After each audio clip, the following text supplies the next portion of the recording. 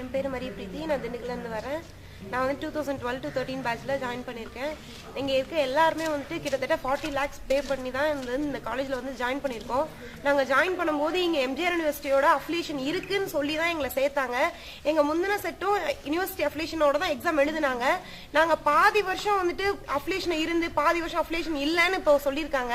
எங்களுக்கு எக்ஸாம் எழுதுறதுக்கு எவ்வளோ போராடணும், ஆனால் எழுத முடியாது, எழுத வைக்க முடியாது அப்படின்னு சொல்லியிருக்காங்க. நாங்கள் கட்டாயம் இப்போ இப்படி சொன்னதுனால எங்களோட 2 வருஷ வாழ்க்கை கேள்விக்குறியா நிக்குது. எங்க பேரண்ட்ஸோட வாழ்க்கை மட்டும் இல்ல, எங்க ஸ்டூடெண்ட்ஸோட வாழ்க்கை மட்டும் இல்ல, எங்க பேரண்ட்ஸோட வாழ்க்கை எல்லாமே தான் வந்துட்டு ஒரு கேள்விக்குறியான நிலைமையில இருக்கு. எல்லா சொத்தையும் வித்து தான் வந்துட்டு எங்களை வந்து மெடிக்கல் படிக்க வைக்கணும், நம்ம ஜென்ரேஷன் வந்து முன்னேற்றணும்ன்ற ஒரு நோக்கத்துல தான் வந்து ஒவ்வொருத்தரும் ஜாயின் பண்ணி விட்டுருக்காங்க.